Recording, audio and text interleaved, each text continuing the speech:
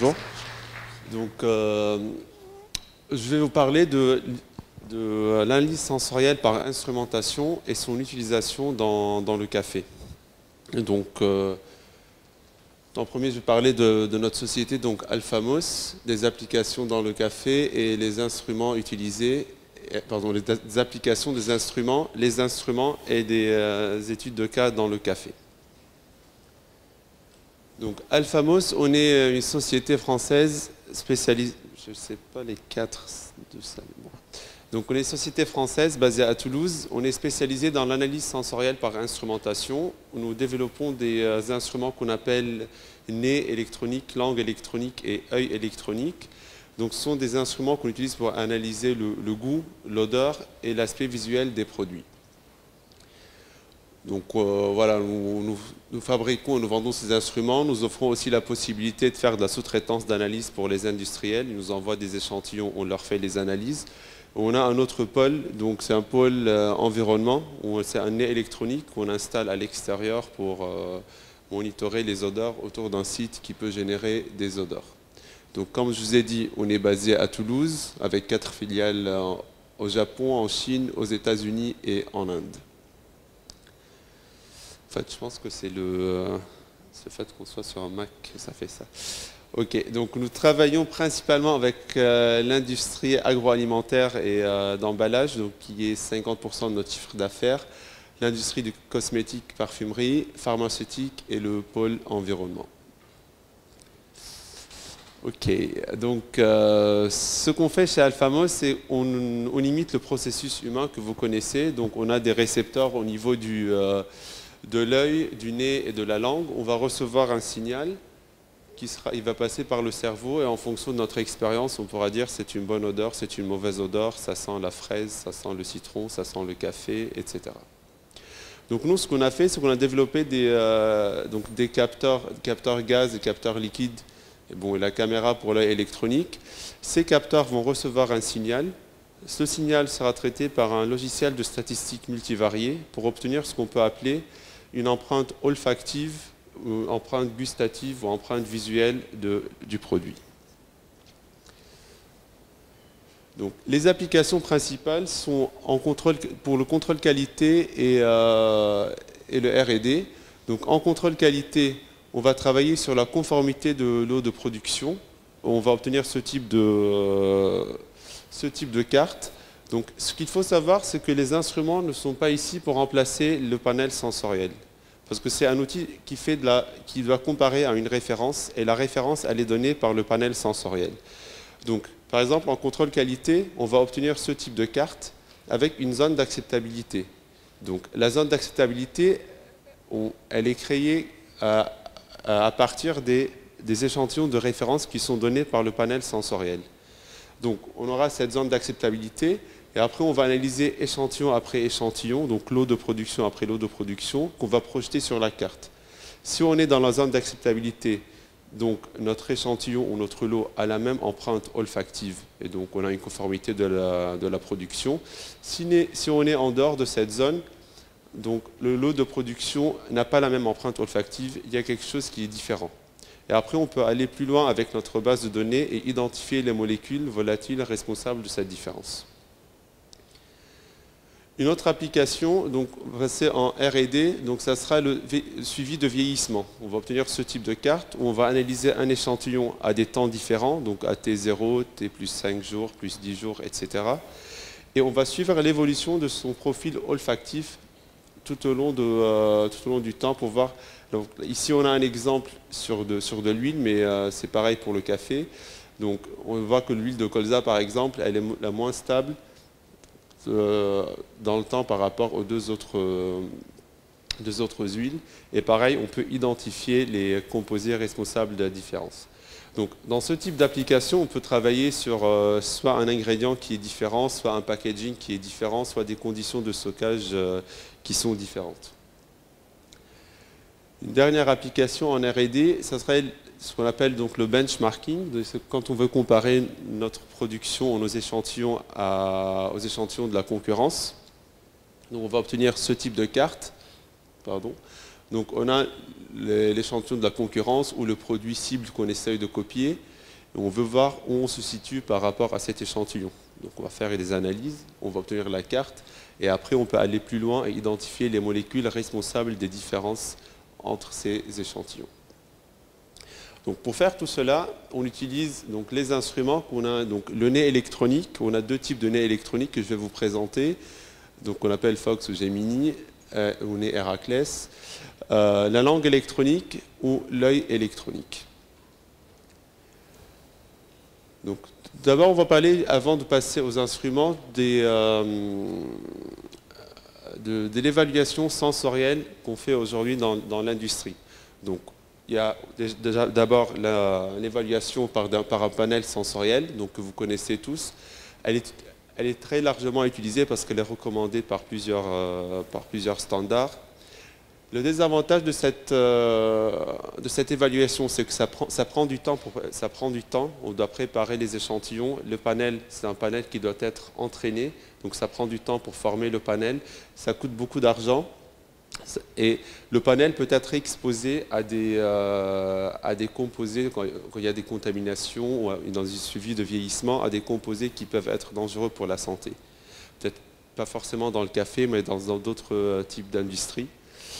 Et le panel, comme vous savez tous, il sature. Donc on goûte quelques échantillons, on va tester 5, 6, 7 échantillons, mais à un moment, on n'arrive plus à voir la différence entre les échantillons.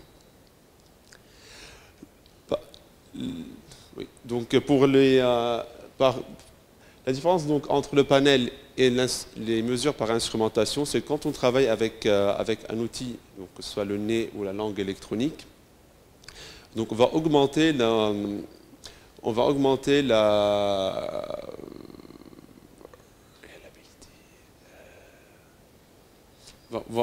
qualité de notre analyse sensorielle parce qu'on va avoir des données qui sont beaucoup plus objectives.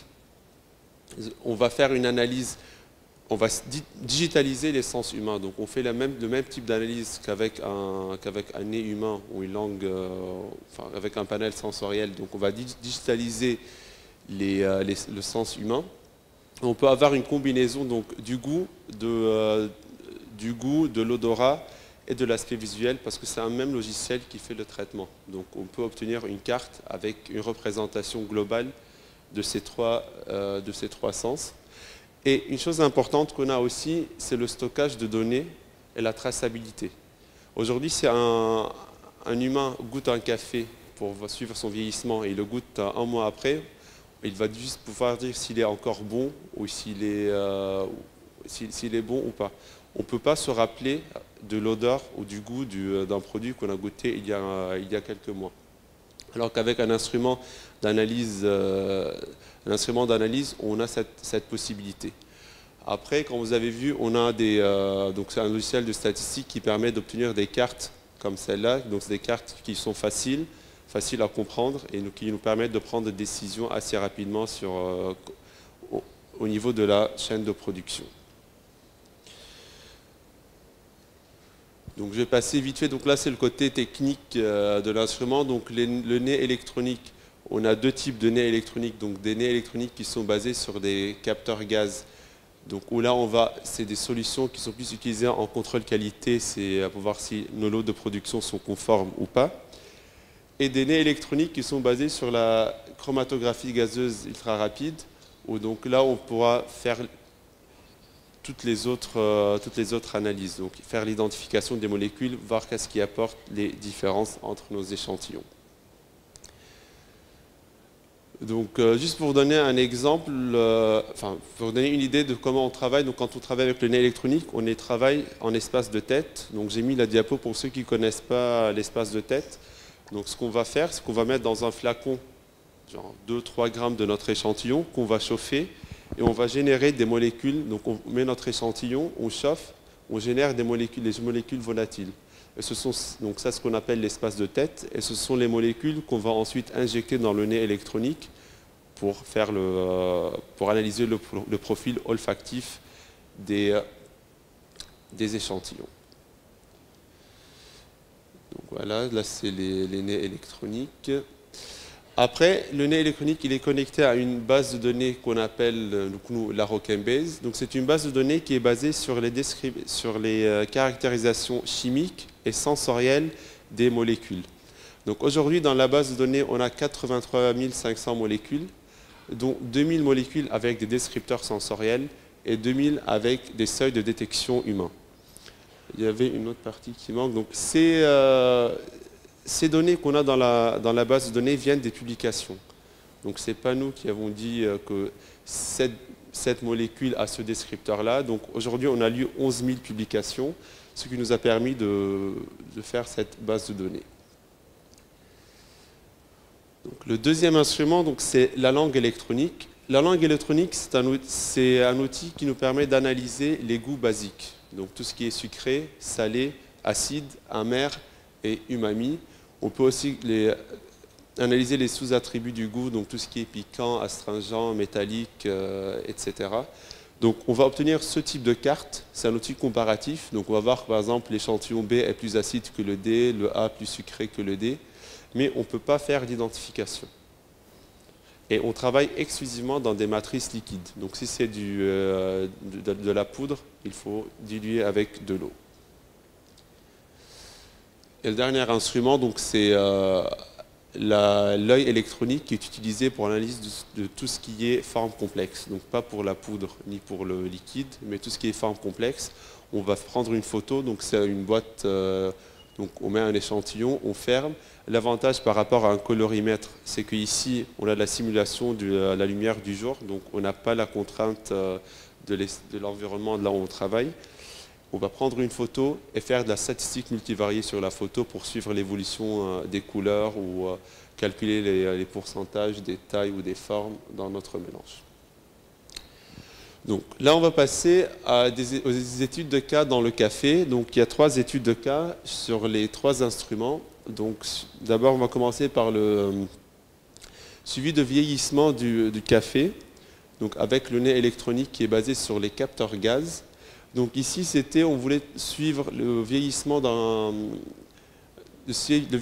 café sur 6 semaines dans 2 conditions de stockage, donc sous air ou sous nitrogène.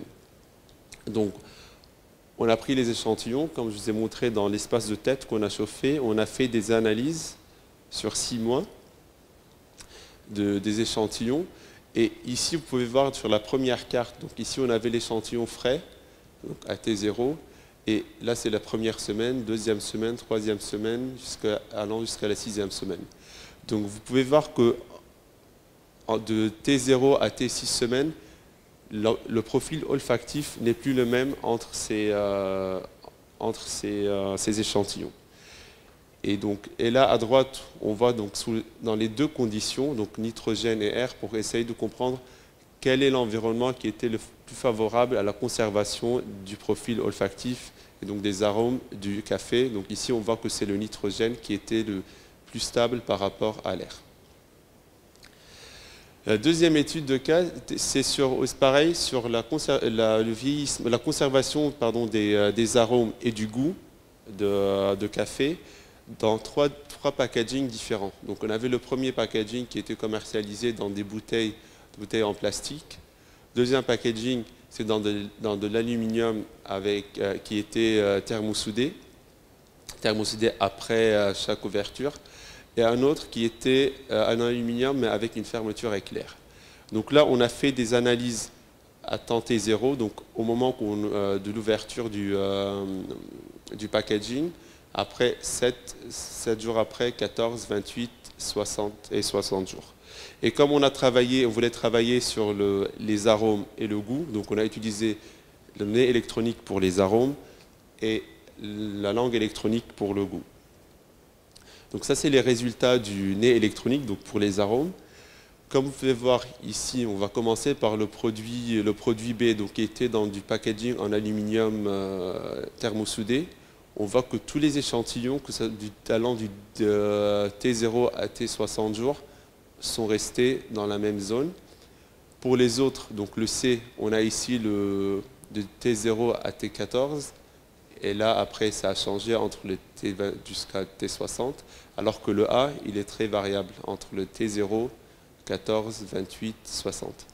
Donc cette carte nous permet de voir que pour la meilleure conservation des arômes, le packaging B était le plus adapté. On a quasi même pas une variabilité au niveau du profil aromatique de l'échantillon de café. Donc le packaging A, qui était la bouteille en plastique, était le pire. Après, donc je vous ai mis un tableau. Donc ce qu'on peut faire avec la base de données, c'est aller plus loin et identifier les molécules qui changent pour savoir ce qui se passe au niveau de notre échantillon. Donc ici, on peut voir les molécules qui ont changé entre genre T0, T5, T10, etc. Donc vous avez la molécule avec son descripteur sensoriel et toutes ces informations viennent de publications. En deuxième temps, on voulait voir le profil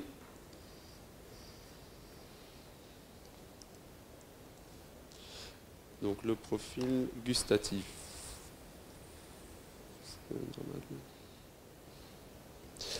Donc pour le profil gustatif, donc ici on a la carte gustative.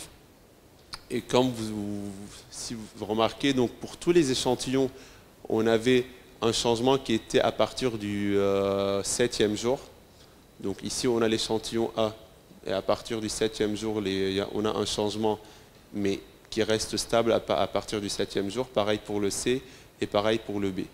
Donc les trois packagings, au niveau du goût, on n'a pas une différence significative entre les trois types de packaging en ce qui concerne le goût.